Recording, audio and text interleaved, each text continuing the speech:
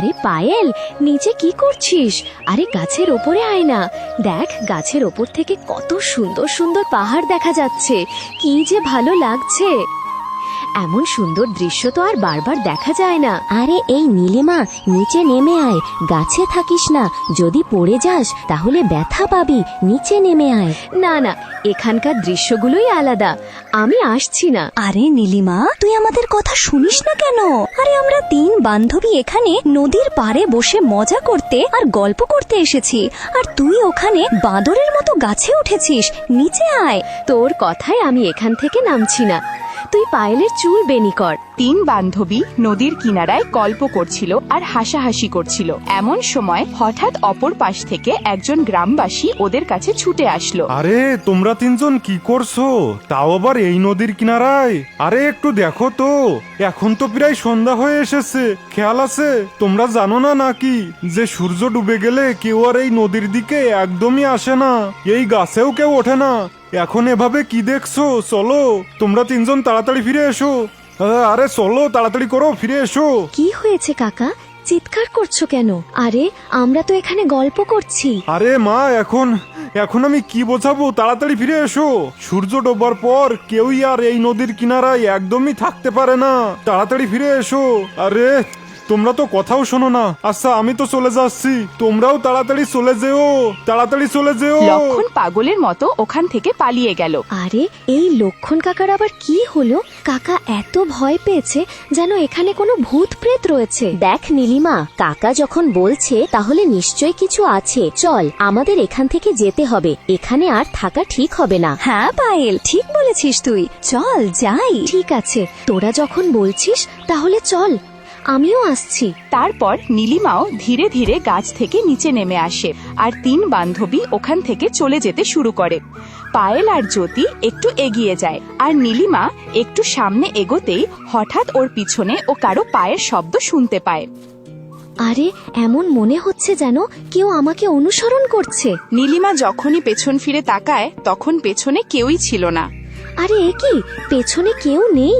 এ কি হচ্ছে? কি হয়েছে? কি দেখছিস? দেখ, আমরা এত দূর চলে এসেছি, তুই এখনো ওখানেই দাঁড়িয়ে আছিস। আরে পায়েল, এ তুই কি বলছিস? মনে হচ্ছে কোনো ভূত ওর পিছু নিয়েছে। দেখ, ও ভূত দেখছে। আরে তোরাও না, তোরা কি সব বলছিস? চল যাই, ভূত প্রেত বলে কিছু হয় না। চল এখন। 3 বান্ধবী হাসাহাসি করতে করতে নিজেদের বাড়ি ফিরে যায় আর নীলিমাও নিজের বাড়ি এসে ঘুমিয়ে পড়ে। আর মাঝরাত হওয়ার সাথেই নীলিমা হঠাৎ নুপুরের শব্দ শুনতে পায়। তখন নীলিমা ভয় পেয়ে উঠে বসে। কেউ তো ছিল যে আমার পিছনে দাঁড়িয়ে ছিল। কেউ আমাকে অনুসরণ করছে। কে সে? কে সে? কিন্তু আশেপাশে কাউকেই দেখা যায় না। আমার খুবই অদ্ভুত লাগছে। আমার ঘুমিয়ে পড়া উচিত। তারপর নীলিমা কোনো মতে ঘুমানোর চেষ্টা করে। এমন সময় হঠাৎ একটি সাদা ছায়া ওর শরীরের ভেতরে প্রবেশ করে। এ কি? কেউ তো আছে যে আমার শরীরে ঢুকেছে। সামনে এসো, আমাকে দেখা দিচ্ছ না কেন? আমার অনেক ভয় করছে। এভাবে ভয় দেখিও না। ভয় পেও না, আমি হলাম আরুষি, তোমার কোনো ক্ষতি করব না।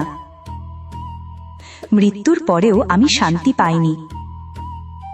আমি কিছু মানুষকে শান্তি দিতে চাই। আমার শুধু তোমার সাহায্য দরকার। তুমি আমাকে সাহায্য করো, আমি তোমার কোনো ক্ষতি করব না। আমি শুধু ন্যায় বিচার চাই। দেখো, আমার প্রথমে ভয় লাগছিল, কিন্তু তোমার এই কথাগুলো শুনে আমার তোমার উপর দয়া হচ্ছে। তুমি সামনে এসো, আমি তোমার সাথে কথা বলতে চাই। আমি তোমাকে অবশ্যই সাহায্য করব, যদি আমার দ্বারা সম্ভব হয় তাহলে। শুধু আমাকে মেরো না। তখনই হঠাৎ একটা সাদা আলো দেখা যায় আর সাদা কাপড়ে আরুষি ওর সামনে আবির্ভূত হয়। আমি কয়েক মাস ধরে ওই গাছটাতে অপেক্ষা করছিলাম, কেউ তো আসুক যে আমার কষ্টটা বুঝতে পারবে। আরে তোমার সাথে এমন কি হয়েছিল যে তুমি মরে গিয়েছো আর এইভাবে ওই গাছে থাকছো? আমাকে সম্পূর্ণ বিষয়টা বলো, তবেই আমি তোমাকে সাহায্য করব। এটা হলো 7 মাস আগের কথা। আরুষির বিয়ে হয়েছে 1 মাস হয়ে গেছে। আরুষি সবসময় ভয়ে ভয়ে থাকত আর একদিন মন খারাপ করে রান্নাঘরে বসেছিল। তখনই ওর শাশুড়ি কল্যাণী ওখানে আসে। কি হয়েছে বৌমা, তোমার চোখ থেকে জল পড়ছে কেন? কিছুই না মা, ওই এমনি আমার মন কেমন করছিল। আমি বুঝতে পারছি, এটা নতুন ঘর, নতুন পরিবার, তোমার বুঝতে কিছুটা সময় লাগবে, কিন্তু এভাবে কান্না করা ঠিক না। সাহস রাখো, সব ঠিক হয়ে যাবে। আমি তো তোমার মায়ের মতোই, তাহলে তোমার আর কিসের চিন্তা? মা, আমার ভয় করে যে দিদি না জানি কখন কোন বিষয় নিয়ে রাগ করবে। আমি সব সময় চেষ্টা করি যাতে দিদি, দাদা আর রঞ্জন তিনজনকে খুশি রাখতে পারি, কিন্তু আমি কিছু না কিছু ভুল করেই ফেলি। চিন্তা করো না বৌমা, সব ঠিক হয়ে যাবে। একটু সময় দাও, ওরাও তোমাকে বুঝতে শুরু করবে। আর সব বিষয় নিয়ে এত কান্নার দরকার নেই। কল্যাণী ওখান থেকে চলে যায়। তারপর আরুষি নিজেকে সামলে নিয়ে ঘরের কাজে মন দেয়। ঠিক তখনই ওর ননদ আসে। আরে এ আরুষি, আমি বলেছিলাম না এই বাড়ির দরজায় কেউ কিছু চাইতে আসলে কিছুই দিবি না। পাশের বাড়ি যে কাকি আছে তার 3টে মেয়ে আছে। আজ শুনলাম যে তুই ওদেরকে অনেক চাল দিয়েছিস। তুই কি এখানে ধ্বংস করতে এসেছিস? এরপর যদি আর দেখি যে তুই আমার অনুমতি ছাড়া কাউকে কিছু দিয়েছিস তাহলে ভালো হবে না। আরুষি হতাশ হয়ে যায়। গরিবদের সাহায্য করার পরেও ওকে এত কিছু শুনতে হলো। আর এভাবেই দিন কেটে যায়। অন্যদিকে অনুষ্কা বিরক্ত হয়ে ওর ঘরে বসেছিল। না, ব্যাস অনেক হয়ে গেছে। আমাকে যেভাবেই হোক এই গরিব ঘরের মেয়েকে এই বাড়ি থেকে বের করে দিতেই হবে। এখন আমি একে আর সহ্য করতে পারবো না।